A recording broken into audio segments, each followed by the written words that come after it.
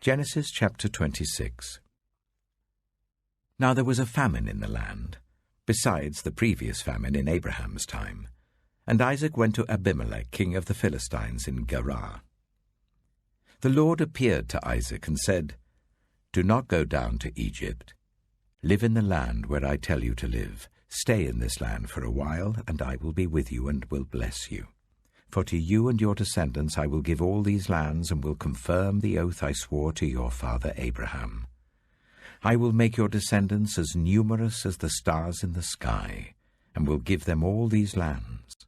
And through your offspring all nations on earth will be blessed, because Abraham obeyed me and did everything I required of him, keeping my commands, my decrees, and my instructions." So Isaac stayed in Gerar.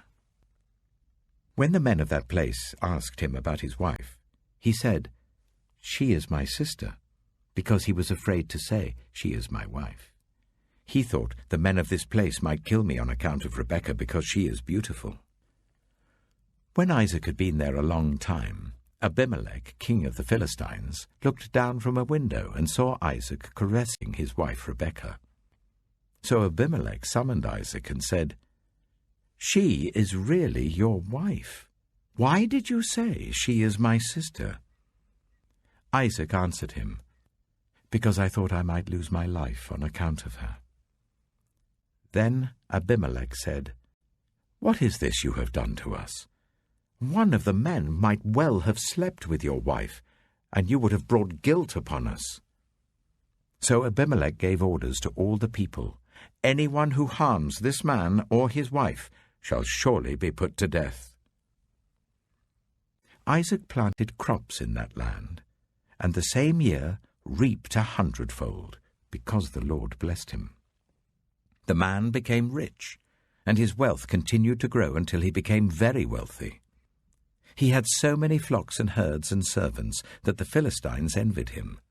So all the wells that his father's servants had dug in the time of his father Abraham, the Philistines stopped up, filling them with earth.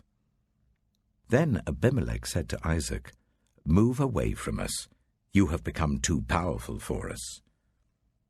So Isaac moved away from there and encamped in the valley of Gerar, where he settled. Isaac reopened the wells that had been dug in the time of his father Abraham, which the Philistines had stopped up after Abraham died, and he gave them the same names his father had given them. Isaac's servants dug in the valley and discovered a well of fresh water there. But the herdsmen of Gerar quarreled with those of Isaac and said, "The water is ours." So he named the well Esek, because they disputed with him. Then they dug another well, but they quarreled over that one also. So he named it Sitnah. He moved from there and dug another well, and no one quarreled over it.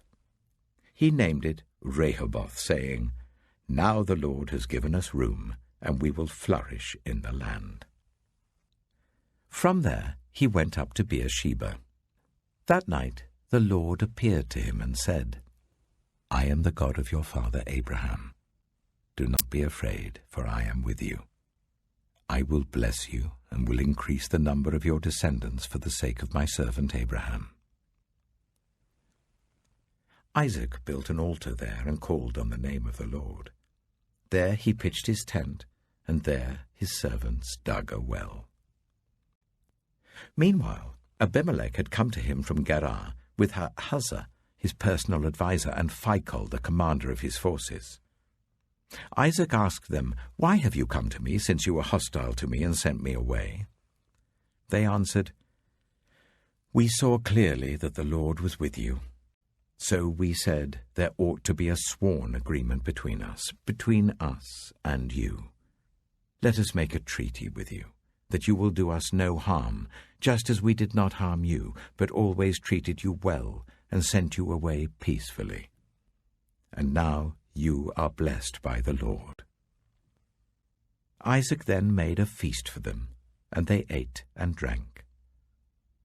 Early the next morning the men swore an oath to each other. Then Isaac sent them on their way, and they went away peacefully. That day Isaac's servants came and told him about the well they had dug. They said, "We found water." He called it Sheba, and to this day the name of the town has been Beersheba. When Esau was 40 years old, he married Judith, daughter of Beeri the Hittite, and also Basemath, daughter of Elon the Hittite. They were a source of grief to Isaac and Rebekah.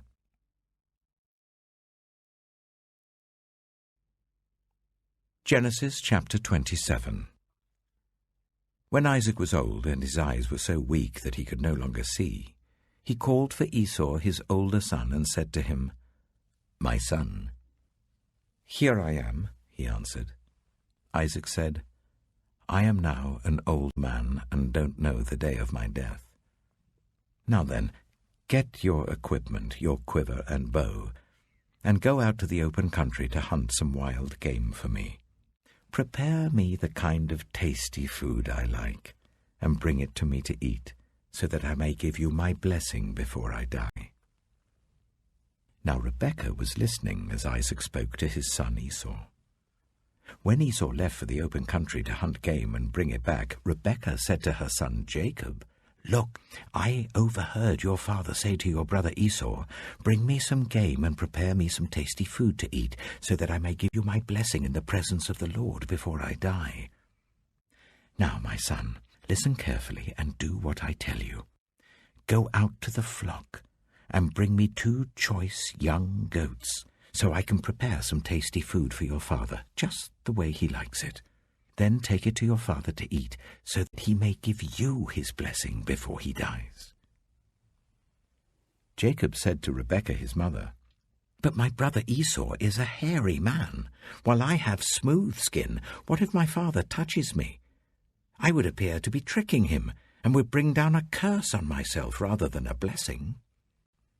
His mother said to him, "My son, let the curse fall on me. Just do what I say. Go and get them for me." So he went and got them and brought them to his mother, and she prepared some tasty food just the way his father liked it. Then Rebekah took the best clothes of Esau, her older son, which she had in the house, and put them on her younger son Jacob. She also covered his hands and the smooth part of his neck with the goat skins. Then she handed to her son Jacob the tasty food and the bread she had made. He went to his father and said, "My father?" "Yes, my son," he answered. "Who is it?" Jacob said to his father, "I am Esau, your firstborn.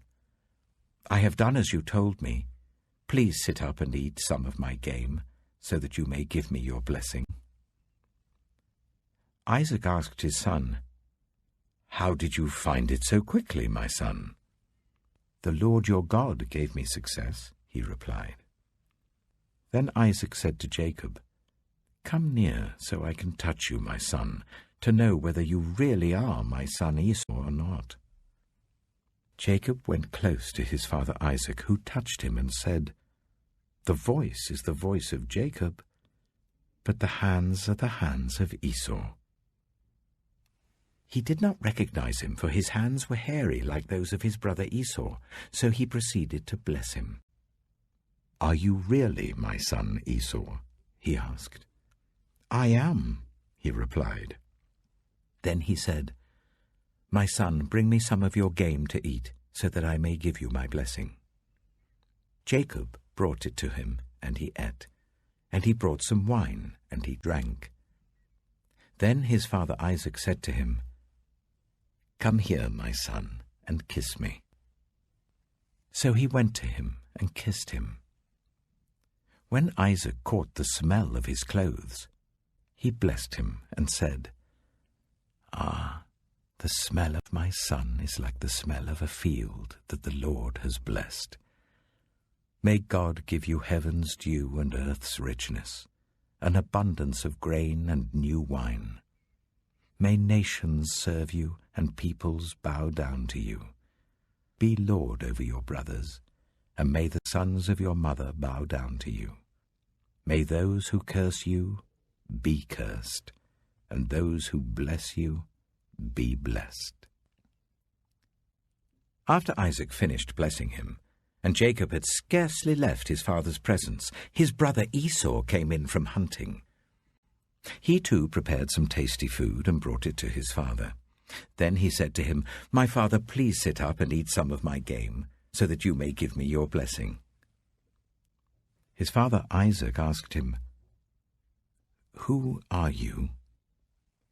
"I am your son," he answered, "your firstborn, Esau." Isaac trembled violently and said, "Who was it, then, that hunted game and brought it to me? I ate it just before you came, and I blessed him, and indeed he will be blessed." When Esau heard his father's words, he burst out with a loud and bitter cry, and said to his father, "Bless me, me too, my father." But he said, "Your brother came deceitfully and took your blessing." Esau said, "Isn't he rightly named Jacob? This is the second time he has taken advantage of me. He took my birthright, and now he's taken my blessing." Then he asked, "Haven't you reserved any blessing for me?" Isaac answered Esau, "I have made him lord over you, and have made all his relatives his servants, and I have sustained him with grain and new wine. So what can I possibly do for you, my son?" Esau said to his father, "Do you only have one blessing, my father? Bless me too, my father." Then Esau wept aloud. His father Isaac answered him, "Your dwelling will be away from the earth's richness, away from the dew of heaven above. You will live by the sword, and you will serve your brother. But when you grow restless, you will throw his yoke from off your neck." Esau held a grudge against Jacob because of the blessing his father had given him. He said to himself, "The days of mourning for my father are near. Then I will kill my brother Jacob." When Rebekah was told what her older son Esau had said, she sent for her younger son Jacob and said to him, "Your brother Esau is planning to avenge himself by killing you. Now then, my son, do what I say. Flee at once to my brother Laban in Haran. Stay with him for a while until your brother's fury subsides. When your brother is no longer angry with you and forgets what you did to him, I'll send word for you to come back from there. Why should I lose both of you in one day?" Then Rebekah said to Isaac, "I'm disgusted with living because of these Hittite women. If Jacob takes a wife from among the women of this land, from Hittite women like these, my life will not be worth living."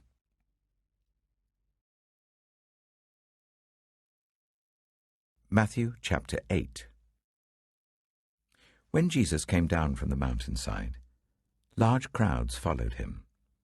A man with leprosy came and knelt before him and said, "Lord, if you are willing, you could make me clean." Jesus reached out his hand and touched the man. "I am willing," he said. "Be clean." Immediately he was cleansed of his leprosy. Then Jesus said to him, "See that you don't tell anyone, but go, show yourself to the priest and offer the gift Moses commanded as a testimony to them." When Jesus had entered Capernaum, a centurion came to him asking for help. "Lord," he said, "my servant lies at home paralyzed, suffering terribly."